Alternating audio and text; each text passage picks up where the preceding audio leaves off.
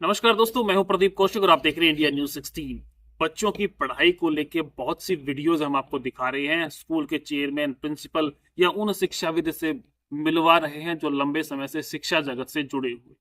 बच्चों के एग्जाम शुरू होने वाली है क्योंकि फरवरी शुरू हो चुकी है। अब 5-7 दिन एग्जाम में है।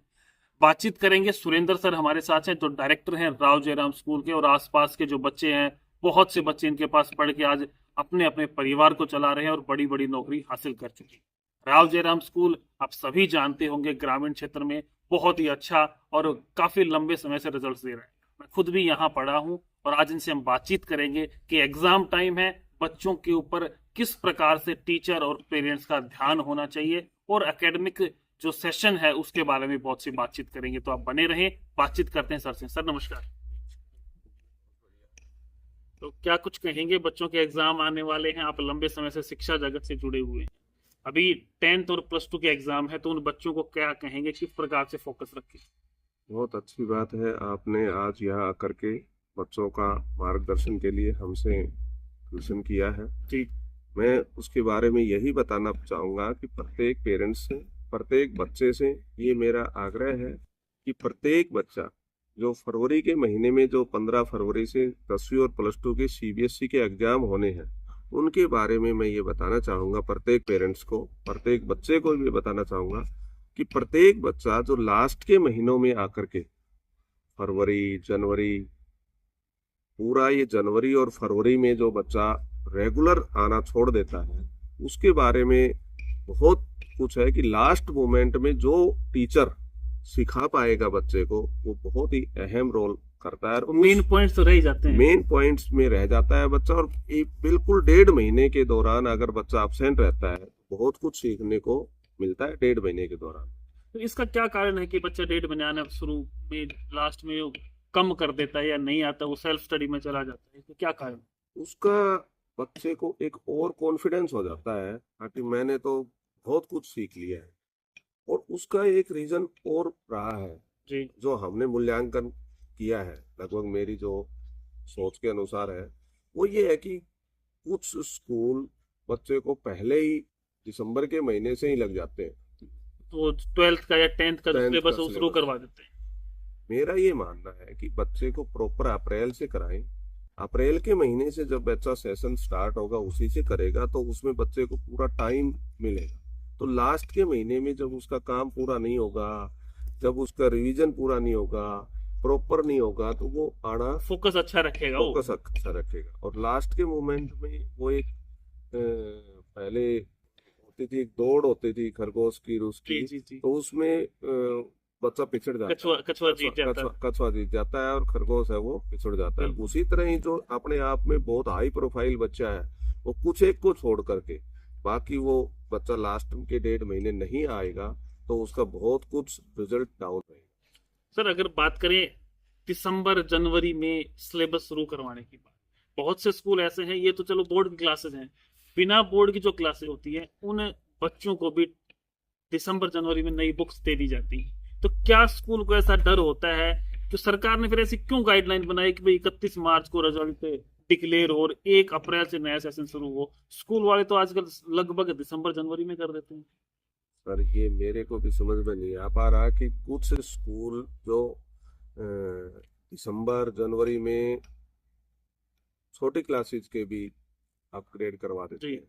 मैं ही मानता हूँ कि वो अपग्रेडेशन वाला काम, उनसे भी साथियों से मेरा रिक्वेस्ट है कि वो साथी भी पूरा अपग्रेडेशन वाला काम समय के अनुसार करें और क्वालिटी में थोड़ा इम्प्रूवमेंट करें। क्वालिटी में अगर इम्प्रूवमेंट नहीं करेंगे तो वो चाहे वो दिसंबर में हो, चाहे वो जनवरी में क्लास अपग्रेड करें, अप्रैल में बच्चा जाएगा ही जाएगा उससे। वो ये ना सोचे कि मेरे पास दिसंबर में उस बच्चे को हमने आगे की नोटबुकें खरीदवा दी, उसमें काम करना शुरू कर दिया, इस लोभ लालच से वो बच्चा क्विट नहीं करेगा। क्विट करेगा डेफिनेटली वो बच्चा, अगर उसका होमवर्क सही नहीं हुआ, क्लास वर्क सही नहीं हुआ, डिसिप्लिन सही नहीं रहा, तो वो बच्चा डेफिनेटली क्विट करेगा। पेरेंट्स क्या करें जब जो स्कूल है वो दिसंबर जनवरी में सिलेबस शुरू करवा देता है, नई बुक्स दे देता है, तब की गाइडलाइन कुछ और है, उसमें पेरेंट्स क्या कर सकते हैं? पेरेंट्स तो खुद ही सोचे इस बात को, भाई मेरा बच्चा किस इंस्टीट्यूट में जा रहा है, वो इंस्टीट्यूट किस पोर्टफोलियो से काम कर रहा है कि भी वो अपने गाइडलाइंस के अकॉर्डिंग काम कर रहा है कि नहीं कर रहा। बच्चे की जब पूरा प्रॉपर सेशन ही नहीं हो पाया तो उसको आगे की पढ़ाई का क्या। एक दिन तो अपने को आना पड़ेगा ट्रैक पे। बिल्कुल। तो भाई अप्रैल तो 31 मार्च तक का समय निर्धारित करना पड़ेगा और स्कूलों को भी ये करना पड़ेगा और अपना सारा सिस्टम बना के पूरा सिलेबस को बार बार रिवीजन कराएं। वो जो पिछली क्लास का सिलेबस है वो तो छूट जाता है और अगले चक्कर में उसको बाउंड अगला कर भी नहीं हो पाता, क्योंकि मान लो जनवरी में उसको सिलेबस दे दिया, तो जनवरी में पढ़ाया गया, उसके बाद फरवरी मार्च एग्जाम में निकल गया, अप्रैल मई सेशन में निकल गया, फिर छुट्टियां होगी, तो बच्चा पढ़ तो पाया ही नहीं। वो तो सिर्फ नाम से ही हो गया, सेशन शुरू कर दिया। हाँ, नाम से ही होता है, वो सेशन स्टार्ट कर दिया जाता है और उसको बच्चे को एक और पेरेंट्स को एक लालच सा दे दिया जाता है कि जी आप का बच्चा हमने प्रमोट कर दिया जी, हमने मेहनत की है जी, उसके साथ ये किया है, जबकि होता कुछ नहीं है। होता वही है जो होना होता है। भी आप प्रॉपर मार्च में एग्जाम करें, रिजल्ट दें, मार्च रिजल्ट के बाद एग्जाम और रिजल्ट के बीच में बच्चे को कुछ हॉलीडेज निर्धारित कर दीजिए ना भाई, ये हॉलीडे हमारे 7 डे का रहेगा, बच्चा कहीं जाना है आना है उसको अपना कर ले प्रॉपर। बच्चा को तो टाइम मिल ही नहीं रहा। बच्चे को तो टाइम इसलिए नहीं मिल रहा कि जनवरी में लग जाते हैं, कोई उसको फरवरी में करता है, फरवरी में एग्जाम आ जाते हैं, हरियाणा बोर्ड के आते हैं, बीच में सीबीएसई के आते हैं, फिर अदर कम्पिटिटिव एग्जाम भी गवर्नमेंट हमारे इंस्टीट्यूटों में ही तो लेती है, वो भी तो हमें बीच में डे सरकार को देने पड़ते हैं। तो अभी सीईटी का टेस्ट की गवर्नमेंट तैयारी कर रही है, तो हो सकता है कि सीबीएसई के जो डेज फ्री हो उनमें से वो कोई एक डेट अपने निर्धारित करके संडे सैटरडे करा दे, तो वो भी देखना पड़ता है बड़े इंस्टीट्यूट को। तो अब छोटे इंस्टीट्यूट के पास तो सिर्फ एक ही काम रहता है कि भाई अपने बच्चे को उठाया, दिसंबर में नया प्रमोट कर दिया, बता दिया भाई आगे बढ़ा दिया। मार्केट में जो नया सिलेबस आना है वो तो अप्रैल में ही आएगा। अब उस बच्चा वो दर दर की ठोकरें खा रहा है, कभी इस दुकान पे जा रहा है किताब की पे, कभी इस दुकान पे जा रहा है, बुक मिलती नहीं, फिर वो आनंद फानन में कुछ बगैर एनसीईआरटी की बुकें मार्केट से उठा लेता है, बगैर एनसीईआरटी की बुक्स में, तो फिर सिलेबस पुराना ही मिलेगा। बिल्कुल। तो मेरे ये रिक्वेस्ट है सभी पेरेंट्स इस बात को ध्यान देंगे ना तभी बात बनेगी। पेरेंट्स कोई भी समय से पहले, मेरा ये मूल्यांकन है कि समय से पहले वो बुक्स ना ले और नई न्यू एजुकेशन पॉलिसी के तहत जो बुक्स मार्केट में अवेलेबल रहेंगी, एनसीईआरटी अवेलेबल करेगी वही। क्या स्कूल को अपनी क्वालिटी या अपने टीचर्स की क्वालिटी पे भरोसा नहीं रहता कि बच्चे चले न जाएं स्कूल छोड़ के, इस चक्कर में वो अप्रैल की बजाय दिसंबर या जनवरी में इस प्रकार के कार्य करता है? हाँ, ये भी बात आपकी ठीक है, उसको क्वालिटी पे भरोसा ना हो और अपना रिजल्ट का ये ध्यान दें कि रिजल्ट हल्का आ रहा है तो फिर वो पहले ही उन बच्चों को बाउंड कर दे, फिर बच्चा मजबूर हो जाता है कि मैंने 20 पेज काम कर लिया, इंग्लिश का कर लिया, मैथ का कर लिया, साइंस का। उस पेरेंट्स की भी तो दिक्कत होती है जिस पेरेंट्स जो आज गवर्नमेंट जॉब में काम कर रहा है, उसकी पोस्टिंग मान लो स्पॉन्सरों की महेंद्रगढ़ एसडीएम ऑफिस में या तहसील में है या बीडीओ ब्लॉक में है, कहीं भी है, और इत्फाकिया उसकी ट्रांसफर मार्च में कहीं दूसरी जिले में हो जाती है। अब वो बच्चे को कहाँ लेके जाए?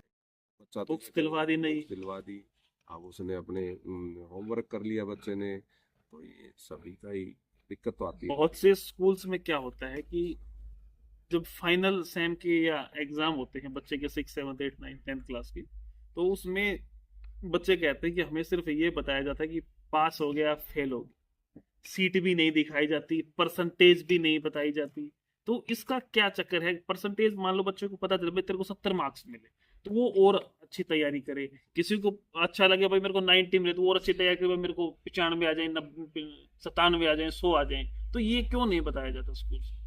नहीं, स्कूल्स में कुछ स्कूलों में नहीं बताया कुछ जाता, जगह पे जी, कुछ जगह में नहीं बताया जाता, वो हर जगह बराबर नहीं होती। जिनको नहीं बताना होता है वो नहीं बताते, अदरवाइज बताना चाहिए। एक प्रोग्रेस रिपोर्ट कार्ड बनता है, वो प्रोग्रेस रिपोर्ट कार्ड उस समय पीटीएम होनी चाहिए, पेरेंट्स को बुलाएं, सीट दिखाएं भाई आपके बच्चे ने ये किया, दिखाना चाहिए। मैं तो कहता हूँ कि भाई पूरा पेरेंट्स को ही अवेयर होके जाना चाहिए, अपना हक है वो मांगना चाहिए स्कूल से, संस्थान से। एक और खास बात है सर, देखो बैठे हैं दोबारा इस बात सारी कर लेते हैं। जो नई शिक्षा नीति है वो कहती है कि 6 साल का बच्चा जो है वो पहली क्लास में एंटर हो, काफी जगह देखा जाता है कि 2.5 साल के बच्चे स्कूल जा रहे हैं।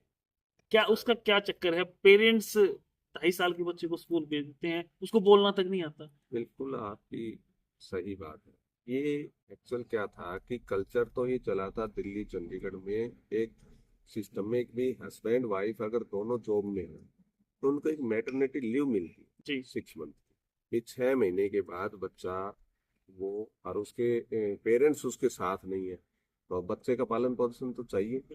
तो वो पालन पोषण के लिए कहीं न कहीं अपने नियर बाई वो उसको एक मेड के पास छोड़ते हैं। जी लगाया है तो वो मेड होता है, लेकिन अब वो धीरे धीरे मेड वाला रूप ले लिया प्ले स्कूल वगैरह। स्कूल में, संस्थान में बगैर एफिलिएशन के। कल परसों भी मैं कहीं की एक न्यूज देख रहा था कि कहीं कोई घटना हो गई छोटे बच्चे के साथ, और उस स्कूल को जाके देखा तो वो कहीं भी रजिस्टर्ड नहीं था। वो होता है घरों में जिस तरह अपने होते हैं मेड टाइप में, वो रखती हैं, 2 बच्चे ले लिए, 3 बच्चे ले लिए, वो छोटे पेरेंट्स आंगनबाड़ी की जगह बच्चे प्ले स्कूल में जाने स्कूल लगे। में जाने लगे। वो आजकल, पहले भी हम और आप पढ़े थे उस टाइम भी देखा था कि 6 साल का बच्चा ही फर्स्ट क्लास में होता है। घर वाले कहते हैं भाई अच्छा समझने लग जाएगा, अच्छे तरह से बोलने लग जाएगा, तब तो स्कूल भेजें। अब 2.5 साल के बच्चे के उसमें बगैर आई कार्ड डाले आप उस बच्चे को ट्रेस ही नहीं कर पाते कि वो कहाँ का है और किसका है और बच्चा कहाँ का है, कौन से गांव का है, कहाँ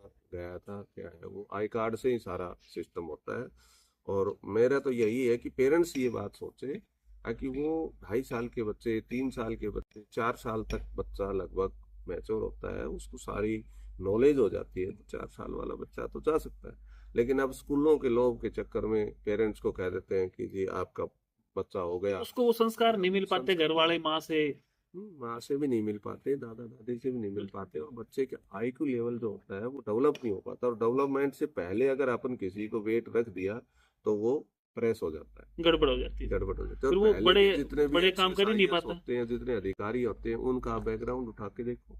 इसीलिए तो हरियाणा गवर्नमेंट ने भी अभी कोई नोटिफिकेशन जारी किया है जी ताकि फर्स्ट क्लास में आप 6 साल के बच्चे को डालो, पूरा मानसिक विकास हो जाए, जी। तभी बच्चा उसमें जाना चाहिए। अच्छा, अपने राव जयराम की बात करें, सारी चीजें अपने पास हैं, कॉलेज भी है, सब चीजें हैं, तो क्या बताना चाहोगे लोगों, क्योंकि जो सेशन नया है वो बहुत जल्द आने वाला है, एग्जाम बच्चों के लगभग शुरू हो ही चुके हैं, +2 के अभी 10-12 तारीख से शुरू होने वाले 15 फरवरी से सीबीएसई के एग्जाम स्टार्ट हो जाएंगे, जी। शायद मार्च के फर्स्ट वीक में हरियाणा बोर्ड के स्टार्ट हो जाएंगे। मैं तो पेरेंट्स और बच्चे से यही अपील करना चाहूँगा कि प्रत्येक बच्चा अच्छे से अपना मार्क्स तैयारी करे, अच्छे से अपने पेपर को तैयारी करे, और डिसिप्लिन वे में अपना एग्जाम देके जाए। और हमने तो छोटे बच्चे से लेकर के बड़ी क्लासेस, पीजी क्लासेस तक का बच्चे का अनुभव है हमारे पास।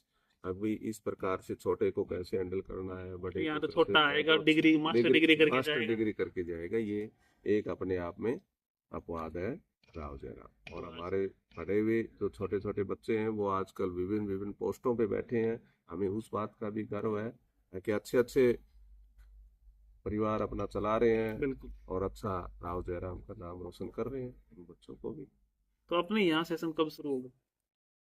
हमारा यहाँ का तो मैं तो खुद ही कह रहा हूँ कि टाइम से होना चाहिए, टाइम से रहेंगे। अभी तो उन बच्चों की प्रिपरेशन के लिए हमने दिन रात एक कर रखा है उनको, अपनी पिछली क्लासेस का। अब जहाँ 9वीं और 11वीं की बातें होती हैं अक्सर, तो जितने भी कम्पिटिटिव एग्जाम जो होते हैं उनमें सब में 9th और +1 का ही सिलेबस आता है, मोटा मेन रोल होता है उसका। मेन रोल होता है। और वो 9th फिर में पढ़ाते नहीं है। वो ही कम समय में, मैंने तो अपने टीचर से भी कही आप 9th और +1 पे फोकस करें, और अच्छा सा क्लासेस तो फर्स्ट क्लास भी फोकस करने के लायक ही बनती है, जी उसको भी हम अच्छे से करेंगे, और अच्छे वाह। सेशन तक पूरा लेके जाएंगे, और अच्छी तैयारी करा कर। और हमारा कोई भी बच्चा ये नहीं रहेगा कि वो कामयाब नहीं हुआ। प्रत्येक बच्चे का आप हिस्ट्री उठा के देख लीजिए, 2001 से लेके 2025 आ गई है, जी 2025 तक का कभी भी कोई बच्चा उठा के देख लीजिए, वो कहीं से किसी मुकाम पे हासिल करे मिलेगा। वाह।